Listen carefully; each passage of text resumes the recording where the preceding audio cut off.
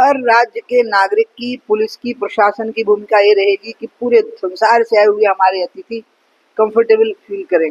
और उस हिसाब से जो मोहन सरकार ने तैयारी की है वो तो मैं अपने समय पे नहीं कर पाई थी, क्योंकि मैंने शपथ ली थी 8 दिसंबर को और पहला स्नान था 7 या 8 मार्च को, और दिग्विजय सिंह इतना नहीं कर गए थे। उस समय पूरा मैंने प्रशासन और पुलिस के भरोसे पे काम किया था, उनने निभाया था।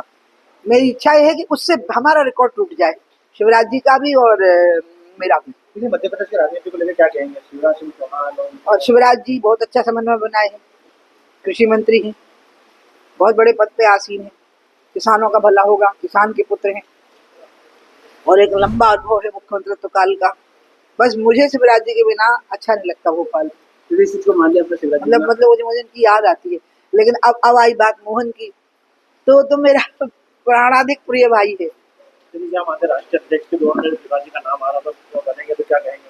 जो भी राष्ट्रीय अध्यक्ष बनेगा वो राष्ट्र कल्याण ही करेगा। हमारे यहाँ जो परंपराएं हैं उसमें मुख्य बात होती है कि जो अध्यक्ष होता है वो अपने आप को सामान्य कार्यकर्ता ही मान के चलता है। कभी भी आमतौर पर बहुत सामान्य कार्यकर्ता से ऊपर उठ के ही व्यक्ति अध्यक्ष बनता है। जो भी बनेंगे वो देश कल्याण में प्रधानमंत्री का साथ देंगे।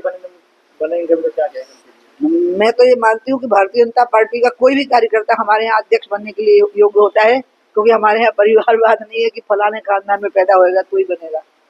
आखिरी राउंड सवाल, पिछले दिनों कैलाश विजयवर्गीय को जुबान से स्लिप मारी थी प्रदेश अध्यक्ष को लेकर। क्या उन्होंने कहा था कि प्रदेश अध्यक्ष हमारा जो खंडेलवाल जी है, कहीं न कहीं इनके विरोध में भी कार्यकर्ता आ सकते हैं, क्योंकि वो बोल रहे जबान से स्लिप हुई थी मेरी। मैं बताऊं, वो है मस्त मौला आदमी, तो बंगाल रॉयल बंगाल टाइगर है वो। बंगाल में हमको 2 सीटें मिलना मुश्किल पड़ती थी भैया, तो हम सरकार बनाने की टक्कर में आ गए उस आदमी की बदौलत। तो ये बात क्या इस योग्य नहीं है कि हम इसको भूल जाएं? भूल जाओ इस बात को, भूल जाओ। बंगाल के चुनाव आने वाले तो क्या कहेंगे?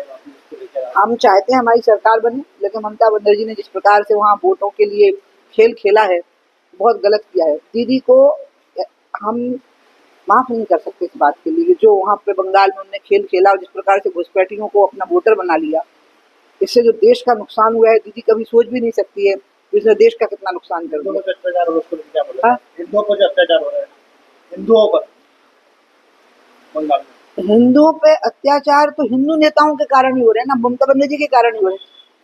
उत्तर प्रदेश में अखिलेश के कारण हो रहे थे, कर्नाटक में भी मुख्यमंत्री कौन है? अगर हिंदू ही वास्तव में हिंदू हो जाएं, यानी कि वो सबको एक समान देखें, मुसलमानों के साथ भेदभाव नहीं करना है। असली हिंदू की पहचान ये है कि वो सर्वधर्म समभाव वाला व्यक्ति होना चाहिए, सर्वधर्म समभाव वाला।